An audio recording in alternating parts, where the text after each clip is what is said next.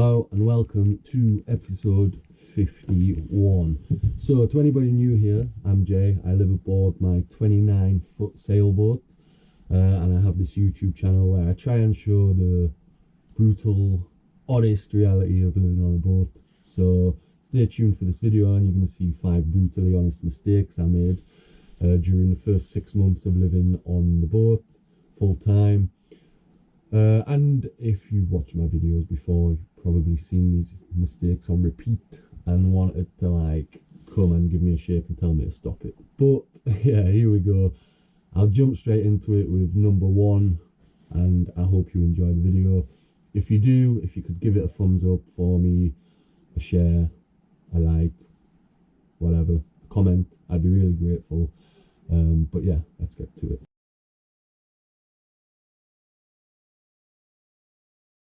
Right, number 1, right at the beginning of all of this. So if we go back to October, mid-October,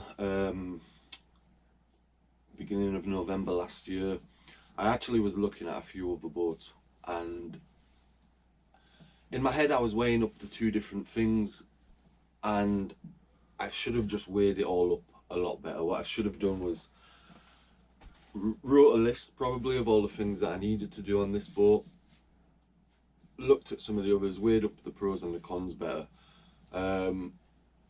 What I ended up doing was I looked at a few other boats, and there was one, I don't think I've mentioned it on this channel really before, but there was one in Thiel-Samer which it was for sale for 5,000, and I actually went and viewed it back in around September time of last year, and it was a motor ketch. So I'm not like all the other, not all of them, but you know, there's always this thing like, oh, it's not really sailing, whatever. if it gets you from A to B, they can still sail. The argument is they don't sail as quick, but I think I've said loads of times I'm not, you know, I don't plan on being a very quick boat. But for everything I ended up doing, that boat would have been ideal. Selling boat trips, it was like wooden, it was beautiful. It needed some work, but not that much. The interior was clean and tidy, sink in place, I think he even had a shower in there, big engine. The guy said when I went and looked at it that the only thing that it needed was re-oiling. And I think the thing was, the guy who worked at the place that was selling the boat, because it's like a agency or whatever, or a broker, was selling it on behalf of somebody. Sorry, just got a bad knee still, so just gotta move it, not remove my knee, but just move my leg a little bit. Because he was selling it on behalf and he didn't really know what he was talking about, it just put me off in the end. And later on I ended up back in Thiel, as you will have seen in the episodes from last winter, and another guy in the port, I ended up talking to him. He had a boat there and he had no reason to tell, and I was like, was there something wrong with that boat? Because you know, you believe always if something's too good to be true, it probably is. But sometimes with boats it can be the opposite, because people just need to get rid of them sometimes for various different reasons, and because they're so expensive to keep in places. I know if I was selling this, the amount I've put into it, I'd just, if I had to sell it for the sake of money, I wouldn't be able to get what I wanted for it. I'd have to just sell it for what it would probably sell for easily. So speaking to this guy in the port, and he was like, it's a solid boat. The people who actually bought it took it out the next day and were gone. So, but you live and you learn. What I ended up doing is as I say, I didn't plan everything out. I just then walked into the ship chandler the next day, and they had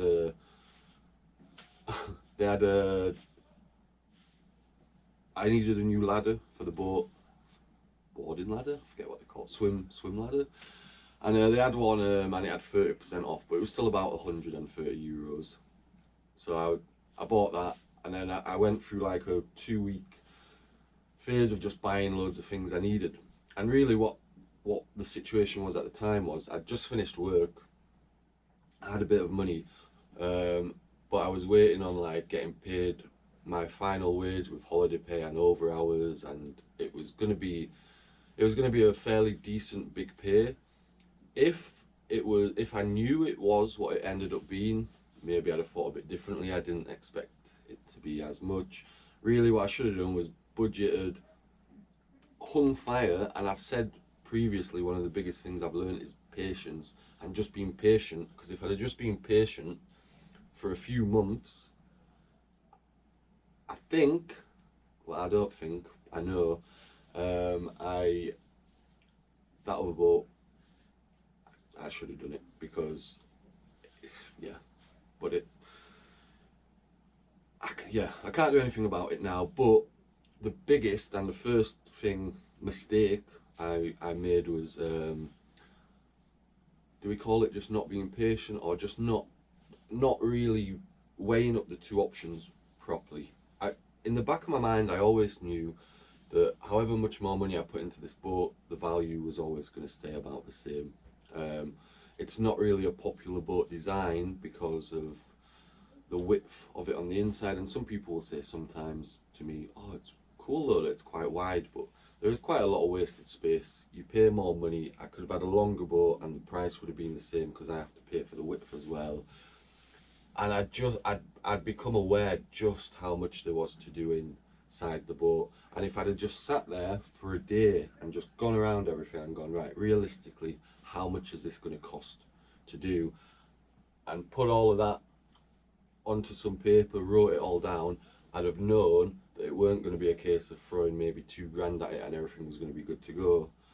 If I'd have inspected the rigging properly, if I'd have,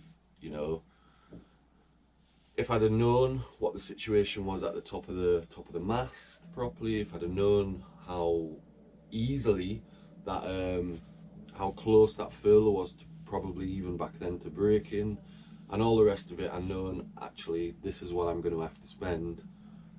The 5,000, it might have even been 4, on that other boat, probably wouldn't have seemed as much. Obviously, yeah, I would have had to properly looked around that boat, but the interior was fine. Nothing needed doing. Like, I've had to do a lot more to this interior on this boat than I did on that. At the time, I did, when I looked at the other boat, think, oh, the interior maybe didn't look as pretty inside if mine was all nice, clean, tidy, or whatever. But it was more practical for sure. So, lesson 1. Mistake 1 was not really taking the time to sit and weigh up the two options. So that's one.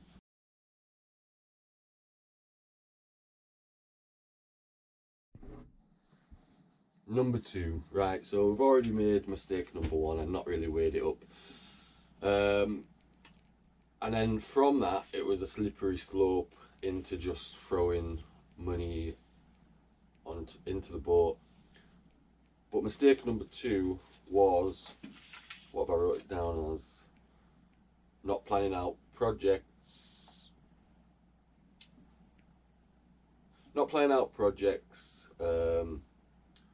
Or weighing up the pros and cons. So I've got two examples. I could give you quite a lot of examples, but 2 examples is the boat shore water supply, which not every boat has a boat shore water supply. This one didn't, but I'll get onto it. And shore electricity. So we'll start with the water supply. This problem was, it's very easy sometimes to go into the ship chandler, you see something and you've maybe thought about it a little bit beforehand, and then you just think, oh, I wondered about this. So what I'd seen was a deck fitting where it's a 2-way deck fitting. You can plug the hose into it from obviously the shore hose supply, water supply, and then it connects from 2 different sides. So one side, then you can get pressurized water around and inside the boat. be nice. I know. And number two, you can then attach the other side to a seacock, which will then, and a pump, which will then allow you, when you're, so this is how I justified it, when I was out at anchor or whatever, be able to still plug like the hose in and wash the boat down. Later on, I learned just how easy it is just to get a bucket of water over the side and give the boat a wash down without the need of a hose, if you was going to be using the salt water anyway. This option too, I've got to add, would have allowed me to go back through, it's a bit complicated, and then still be able to like use the hose, the fresh water from the tanks to wash down the boat, but you know, you're not going to do that all the time because you're not going to want to waste that amount of fresh water. But I'd seen the part and I thought, oh yeah, that'd be really good whilst in the port. So the problem here is being in the port at the beginning, and with both of these examples, just seeing something and thinking that would be good, and not really seeing the long-term picture slash project, whatever. Because with that, the part was there, it was expensive, it was about 140 euros, but because at the time I'd kind of started this spending money, and I was like, right, no, you've got this boat, it's the one you've got. And just to quickly go back to the other point before, one of the things was how hard it was going to be if I wanted to sell my boat. Like, where would I put all of the stuff from it? What would I do while I was waiting to sell it, etc. So that did play a part. So going back to this point, yeah, I've got this boat, so I'm gonna get it so it's got everything. So I'm like, yeah, it'd be nice to have that. So the problem was I wasn't as conscious as I should have been when putting money into certain things, and especially things that in the long run wouldn't have been that essential or useful. But I'd seen the part and I was like, oh, while in the port, you know, if I get the taps working, etc., I can just come inside and use pressurized water in the boat. What happened was I bought the part, I'm going to say about 130 euros. I don't remember exact, but I'd say that was quite a good estimate. And in my mind, I thought I'd still be able to use the existing pipes that run around, and I didn't really weigh up everything that I was going to have to buy. So bought the part with various other parts on that day as well, and got back to the boat. Was like, oh, firstly, what I didn't think of was how on earth I was going to cut that shape hole in the boat. So my first attempt I got it wrong, after buying some of the drill parts that cut fairly big holes like you use for plugs and stuff. So I'm like, how am I going to fix this hole now, because I've already drilled through, so I can't use the same method. So then I had to go buy like a file part for the drill. Finally got the hole that the thing could fit into. Firstly, before all of that, it was finding a space where the hole could fit in a relevant good part of the boat, because it needed to be fairly close to the back where the existing pipe already ran. So yeah, I'd done that, and then I was like, right, so connectors. Didn't really realise how expensive them Jubilee clip things are. I used to work on a campsite where we used to have to use them for like the barbecues and stuff, and you know, there's always like an endless supply of them. And suddenly I've gone to like it's called a Brico here in France, like a DIY shop, and like one of them was like €3, and I'm like, oh, I'm gonna need loads. So, and then go into the same shop, and I'm trying to find all the pipe connectors. I've never done anything like this before, really.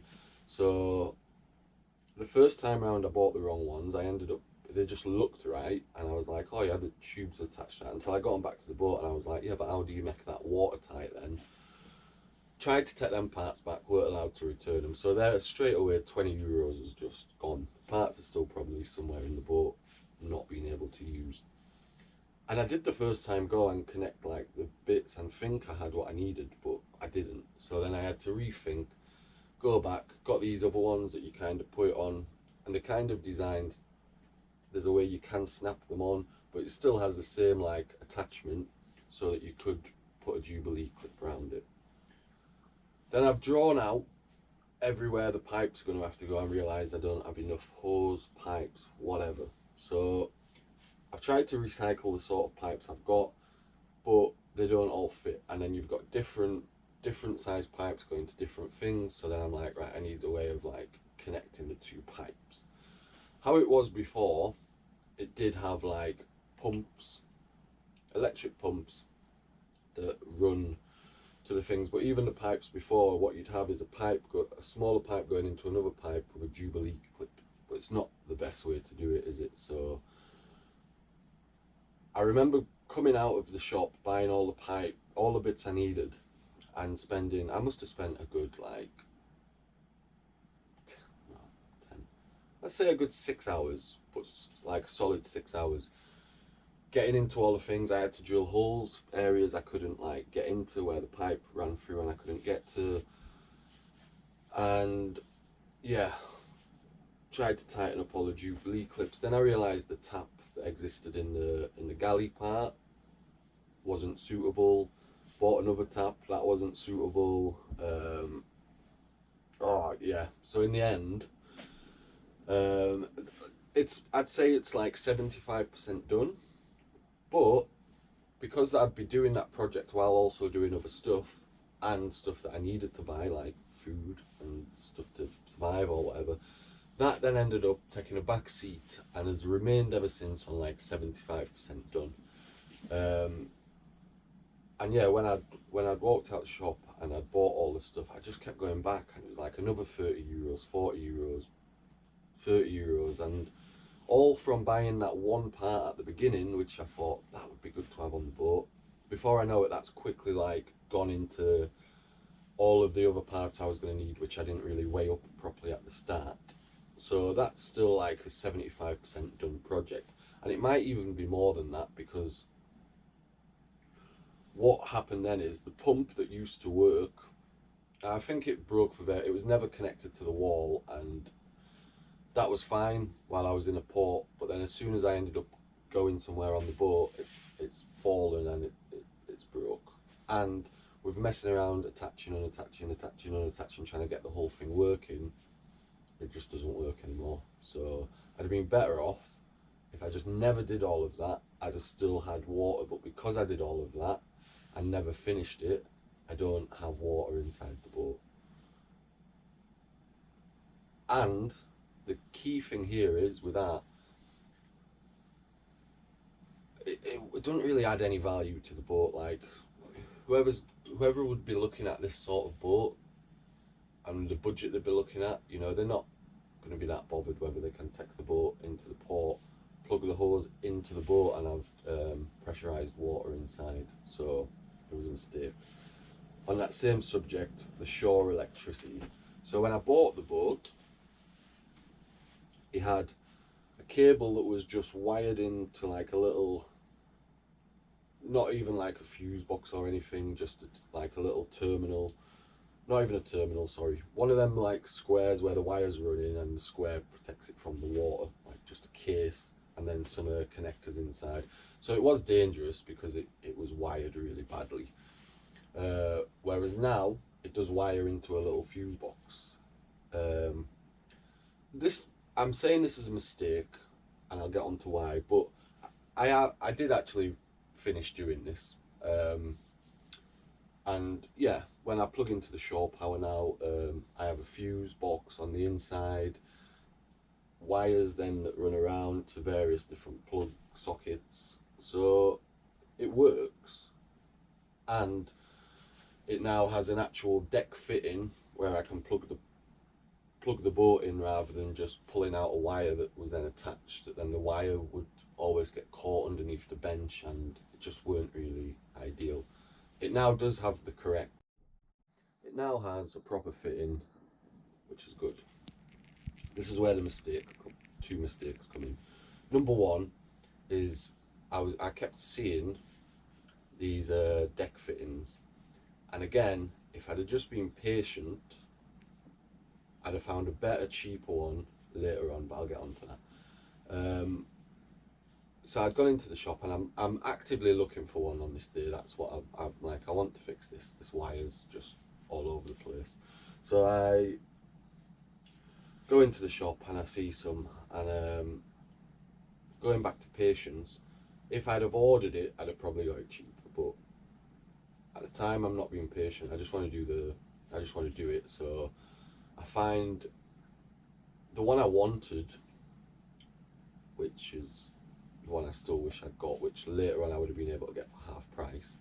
That was about €160, and the one I ended up getting was about 120, and that's literally just for the deck fitting part. So bought that, not looking properly, thinking all connectors were going to be the same. So I had enough wire anyway, so I thought, and I knew how I was going to wire it all in. So I got back, wired it all in, and then it came to just doing my wire that went from the shore power into the new deck fitting I'd just put, wired it up, and then went to go plug in and was like, oh, the plug was not the same as the socket. And I'm looking at the socket and I'm thinking, what on earth is this type of like socket? What I've then had to go do is go think around, I'm just going to have to go buy one. I had in my head it was going to be about €10. I got back to the shop and I can't remember exact, I'm going to say between 40 and 60, but I'm thinking, what? That's a lot of money for just the well, it's actually female on that way because my socket is male, but yeah, just the connector. So yeah, that ended up being expensive just to then go get that other part, and it was another cost I didn't really plan on having. So again, going from buying this 130, and I'm like 130, okay, for the socket, that's going to be all the project done, but then there was added costs, and it's that I did have to buy obviously more wire to go around the boat, several plug sockets, all the rest of it. And the problem with it is again, it was aimed at while I was in a port, and up until that point I'd obviously had the boat, it was in a port. If I was doing it again, I'd have spent that money on 12-volt connectors as everywhere possible. I still had the inverter and stuff, but I just wouldn't have been. I'm not plugged in now. I'm in a port in real time now, but I'm not plugged in. If I'd have better spent the money on other things, it would have been more useful, because I do have loads of plugs running around and wires running around, etc. But they're all there for being plugged into a port. I can plug I've got the inverter, whatever you call it. So I can go use them plug sockets even now without being plugged in, but I'd rather not run through the inverter. I'm going to do a video coming up about electrics on the boat, just generally anyway, but you know, money that probably at the time could have been, I'd have probably wanted to do that later on down the line, but it just weren't that important there and then.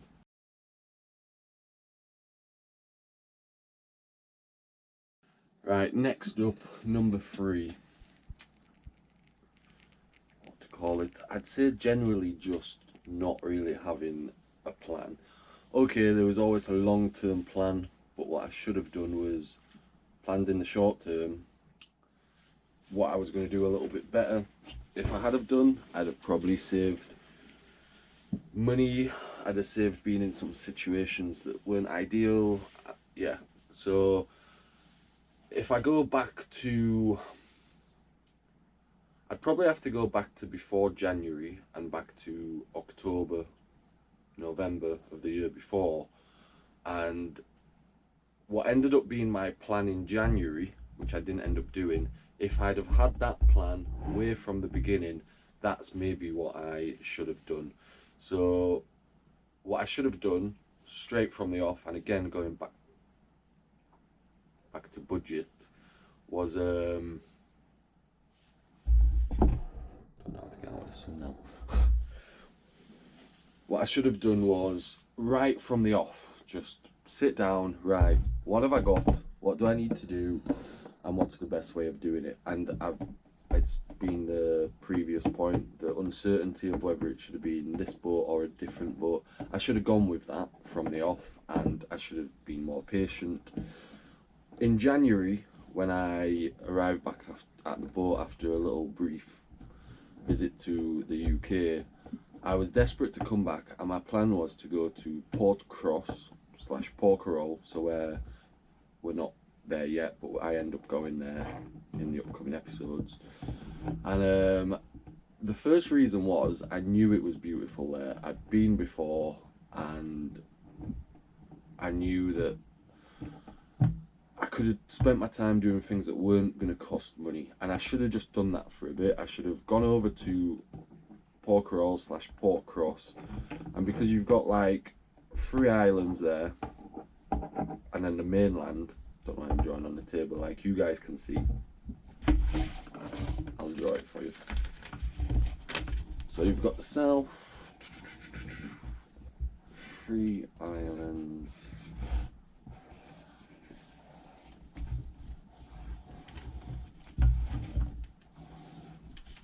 this might not be the best picture in the world, but you've got 3 islands, they're not all circles. And then you've got here, which is the closest town just here. So if the wind was coming from the south, you can tuck in behind one of the 3 islands. And the way that coast goes is you have like a kind of a C shape. So I've anchored in a mistral here before, so if the mistral was blowing from here, you can kind of get, even if you get in there, you'd have even better protection. And if the wind was coming from the west or the east, whichever, you know, there's somewhere you can get to quite quickly. So what I should have done was, you know, gone over to Porquerolles, which I didn't know at the time with Porquerolles, is that you can go in there during the day for free. So there was that option there to be able to do that, because the thing with ports in France is not a lot will let you there for longer than like 10 minutes while on the fuel dock. So when you want to go in and get supplies properly, or just do something, even if it takes an hour, you end up having to pay for the place for the night. Whereas having that option to be able to just go between the hours of 9 and like 5 or whatever, and there as well, there's nobody really there in the night time during the winter. You could, you know, if you could probably get away with it. Port Cross as well in the winter is closed. So in January my idea was, where can I go? Because by the time January had come, I'd already pumped loads of money into the boat, a lot of it stupidly, I guess. I'm like, right, where can I go where I can just not spend money for a bit? And yeah, if I'd have had the same thought process back in October and done that, I'd have bought myself some time whilst I worked out whether I should have done this boat, you know, give myself some time to work out what to do rather than just heading off. Because I ended up actually then making a few more mistakes by doing that. So what I ended up doing was, back in November going into December, was I'll sail over to Saint-Tropez, Port Grimaud area. Now what happened there twice was I went over there, I ended up getting stuck a few times where I had a problem with the engine, and then I had to anchor in a really uncomfortable situation, which is on an earlier episode. And because of that, what ended up happening was I ended up going into a port twice. So whether it was Saint-Tropez port or Port Grimaud port, each one I maybe spent about a week. So there's 2 weeks there where I was paying double, if not a bit more, mooring fee than if I'd have just stayed where I was, even in Saint Raphael, because I was paying about, I think in Port Grimaud, even in the winter, I was paying about 24 per night, and that builds up really quickly. But once you end up there, and then if the weather turns a bit, it's difficult to get back out and get to somewhere from there if you're already in like a southern wind, because it's blowing straight into the bay. So if I had have gone straight over to Portcross, and I had all that protection from all different winds,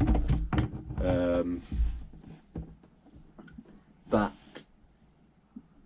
would have given a bit of time to work out what to do a little bit better, and probably saved quite a bit of money.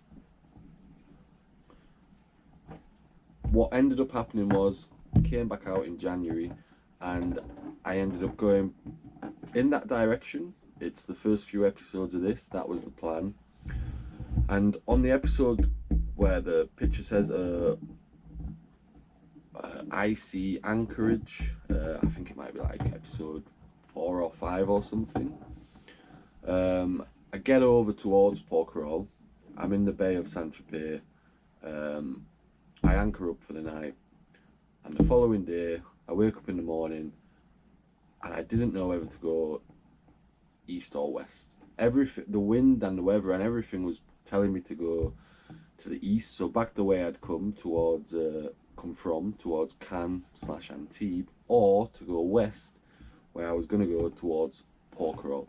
And I don't know if I was scared to go around the tip because it's a little bit unknown. You've got a little bit of time before you get to there.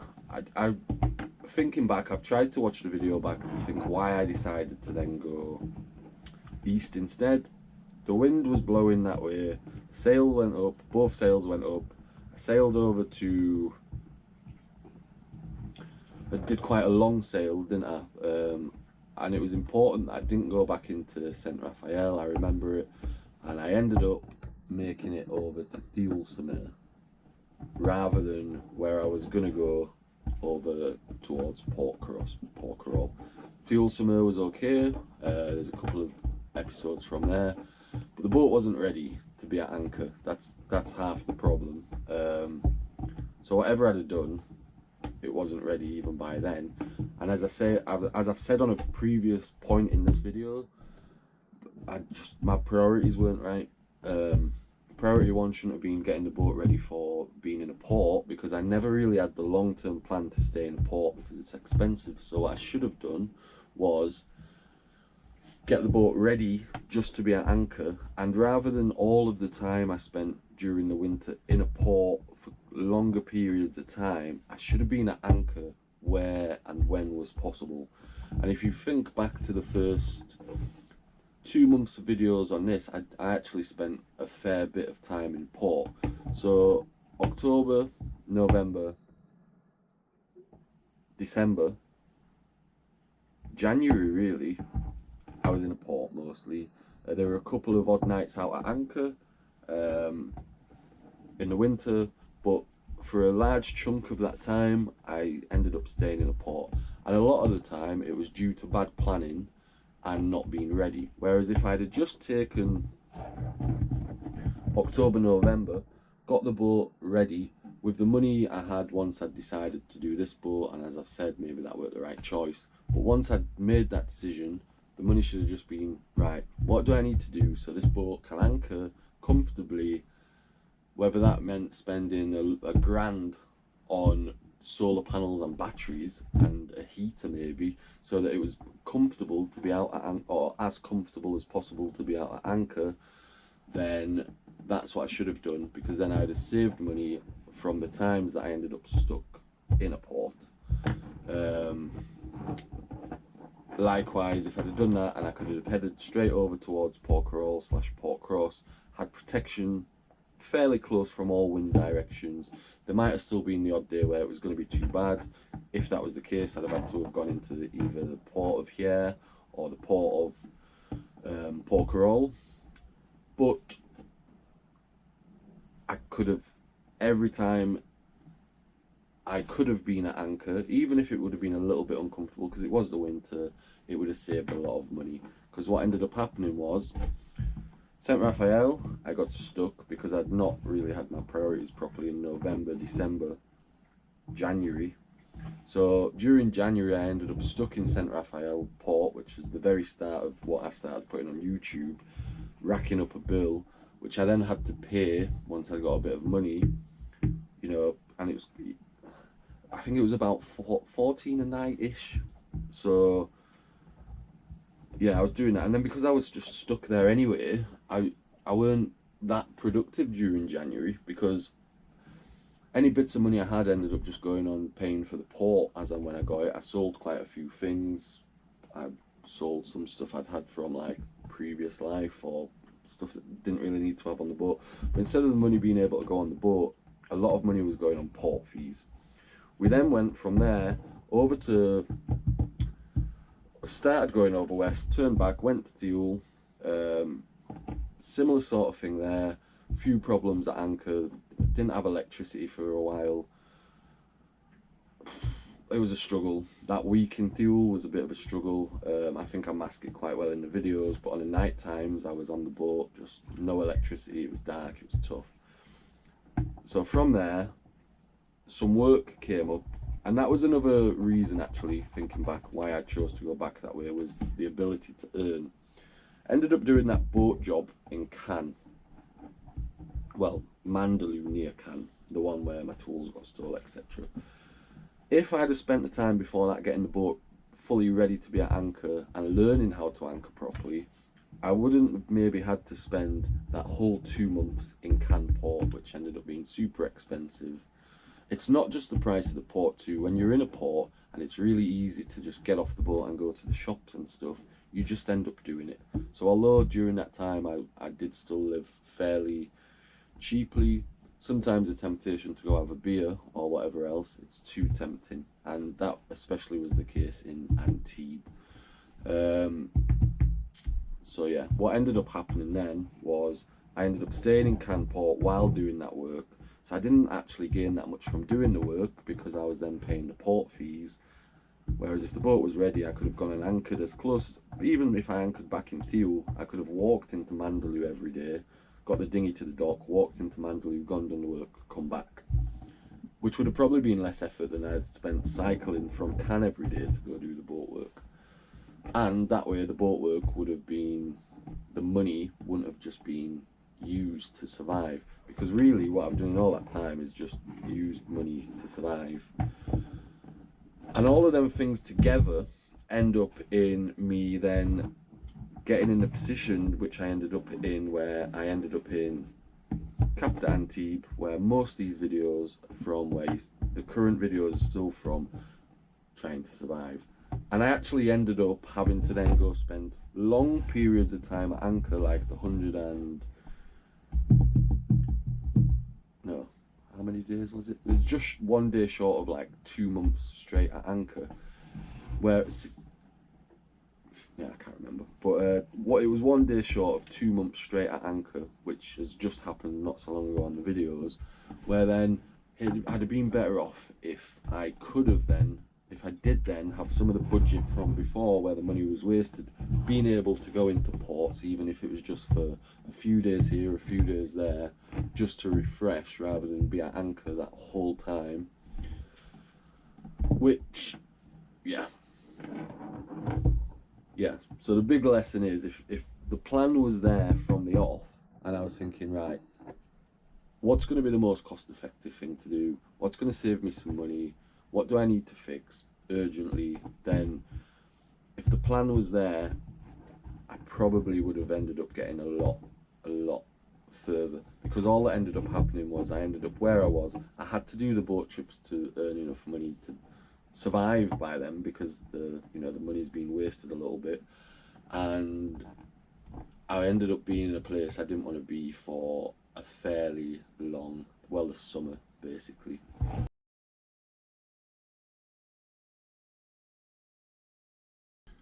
Alright, so point 4. This one is doing things backwards. So in hindsight, one of the biggest things I could say right now, if I could go back to the position I was in this time last year and do things completely different, it's easy to say I would. This video's 5 mistakes / things I learned. And I could make a video of 5 things, and I will make a video of 5 things I learned, and I'm glad that I did do. And you know, the balance between them, it's quite a thin line, because yeah, like doing things not the ideal way and then having to spend all that time at anchor. I learned how to anchor, so I could easily say that I wish I never did that, but at the same time, obviously some good did come from some of the things. However, if I could go back to this time last year and be right where I am now with the money and the things I had, I'd do things a lot differently. But obviously that's because I've learned. And yeah, one on that subject, one of the big things is what I'm having to do now in real time. And if you've watched any of the live updates, you'll know that there is no money anymore, and I'm having to, you know, now find a way to make money. If I could go back, I think I did things backwards. If I could go back to then, what I should have done was maybe invested some of the money I had better into how I could then make more money. And I thought I was doing that when it got on to like doing the boat trips and stuff. But originally the plan weren't to do the boat trips. That came about when I then had to earn some money. But yeah, some of the things that I would have done different is, firstly, if I knew I was going to be doing the boat trips, and I should have just done it anyway. I always thought I weren't that bothered about going and getting a sailing license. However, if I had have gone and got a sailing license, it would be a lot easier to be able to find charter work here and there, which I could then still live on the boat the majority of the time. But now, where I am now, that's quite a big upfront payment, which I'm going to have to earn a lot of money before being able to do it. Likewise, if I knew I was doing the boat trips, I'd have taken that other boat. It would have been more suitable for doing boat trips for more people, because I ended up having to turn some people away because I couldn't fit them on the boat. Yeah, like, so if... And with what I'm trying to do now, I'm trying to like set up some online ways to make some money, but as with anything, that involves some money up front to do it. So if I could go back, I'd just say I did things a little bit backwards. At the time, it was easy because, like, right, I've got this money, put it into the boat so I can go. And in hindsight, it's easy to say you shouldn't have done that, but at the time, that's what I wanted to do, and that's what I did. But looking back, it should have been stay, wait, be patient. Again, patience is the biggest one in all of this.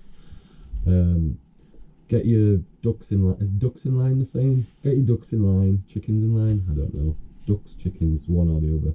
Get them in line, and then do everything you need to do. All the things I'm doing now, if I'd have done them last year when I was in a better position to do them, yeah, it would be easier, because if I could have worked on having an income coming in through whatever way that's going to end up coming in back then now I'd have done the hard part then of doing that. Yeah, I'd have had to risk some money to do it, but maybe by now, because the plan was always to find a way to earn money remotely, because that's what I want to show. So if I'd have done that when I was in a position to put a bit of money into that, like say if I'd have gone and got the boat license, just now I've been doing in real time, because I do a little bit of graphic design and stuff. However, you know, anything like that's going to involve a little bit of payment, investment up front, which now I've just got like the thing come up on my phone for like the programs I use to do it, and it's like, you need to pay this much, and I'm like, whereas back then I'd have just taken the hit back then, now, and gone, and you know, even if back then I'd have just gone into a port for 2 months, but a cheap port somewhere, and not spent all the money doing the bits on the boat and spent it on getting set up to then be able to earn money for longer, then when when the times happened where I couldn't afford to get into a port and stuff, might have had a bit more of an income coming in. But as I say, that it's in hindsight, it's easy to say what I should and shouldn't have done. But yeah, back then maybe what I should have done was not just necessarily what needed to be bought for the boat, but what needed to be bought to be able to sustain doing it for as long as possible.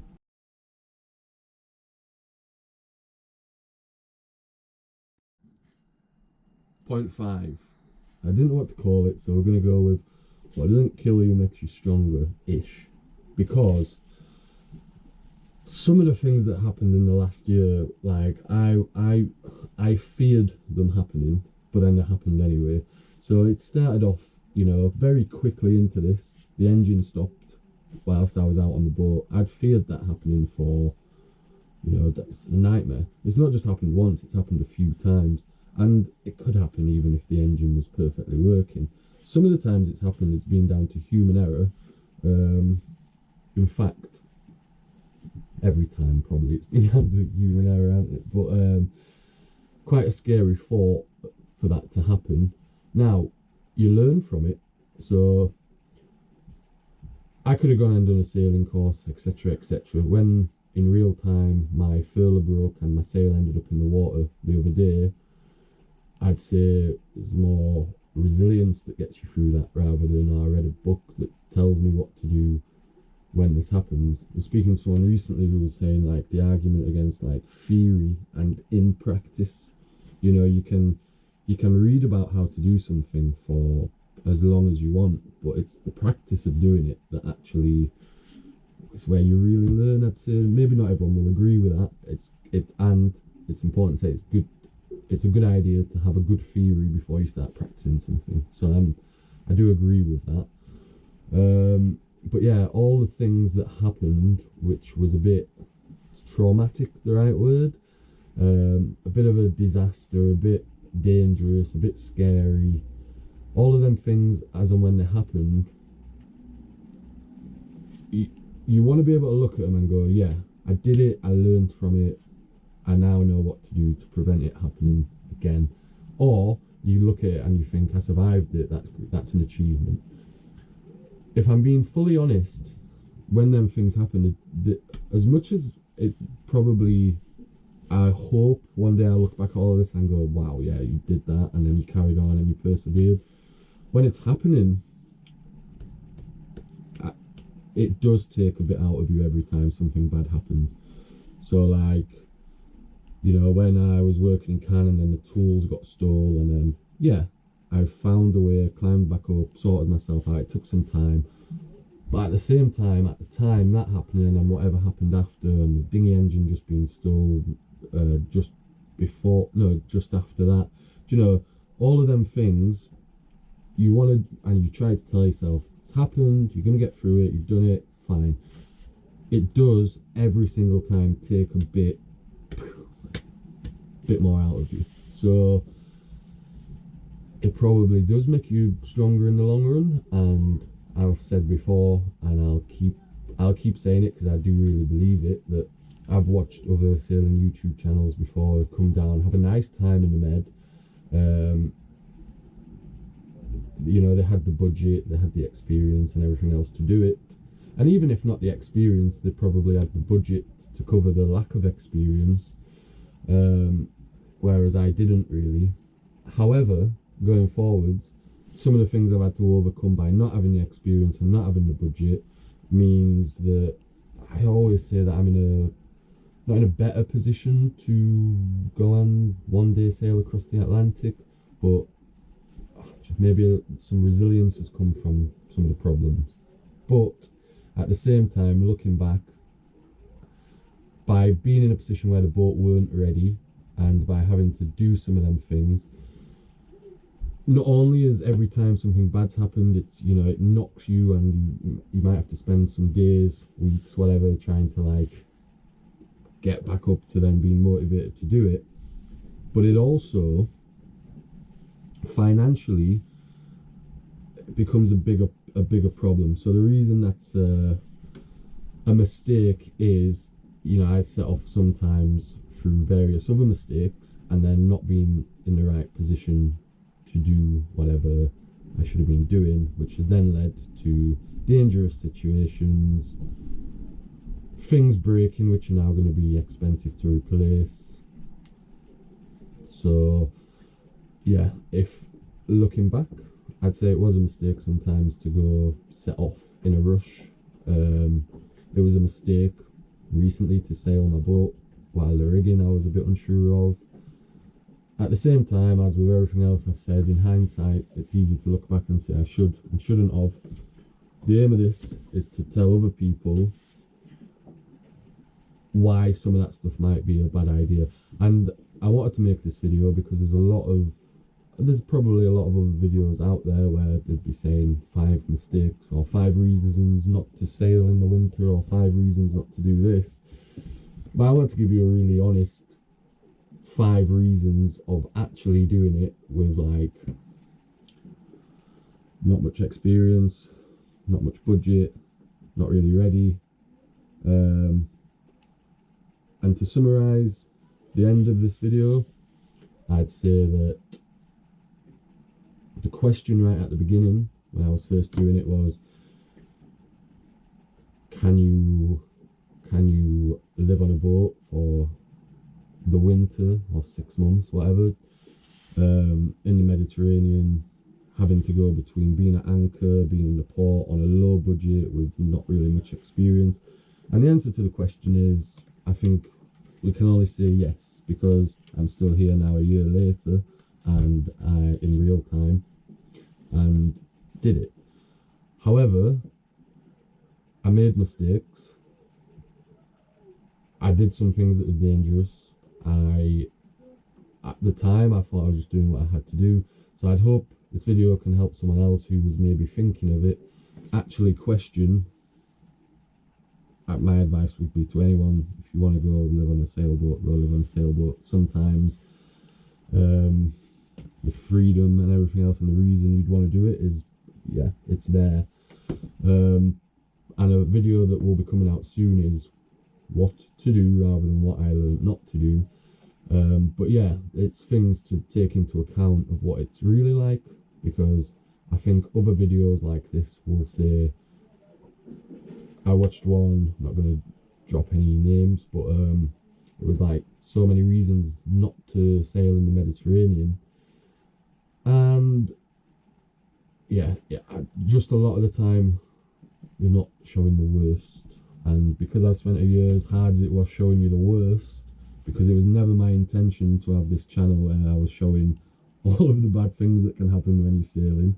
If anything, my plan was to do the exact opposite. My plan was to show no money, no budget, little experience, and just show like a resilience and like show me just doing regardless of what was thrown at me, and throughout it remaining positive, upbeat. No, this is the life. And what I ended up showing was the reality of how tough it can be sometimes. So yeah, and then 5 things that I've just gone through before show that, you know, if you don't really know what you're doing, you're going to make mistakes. If you don't really have the budget you need, you're going to take shortcuts you maybe shouldn't take. If some of the time you weren't really ready to come do it, or you just did it because you had to, there's going to be times that you're wondering whether you did the right thing. So that's five mistakes I learned from living on my sailboat in the winter in the Mediterranean. So I hope you enjoyed the video. Please let me know in the comments if you did. And yeah, the next video will be back to episode 51, which was me getting some stuff fixed finally, because I end up, after all that time staying at anchor because I had to financially, going and spending a few days in the port to get some of the stuff fixed that I needed to get fixed. But yeah, I hope you enjoyed the video. Thanks for watching. Thank you again to everyone who supports the channel on Patreon and Coffee. It it really does go a long way. And yeah, I hope you enjoyed the video. It was a bit of a different one, but I just wanted to put this one out there. So I'll see you next time.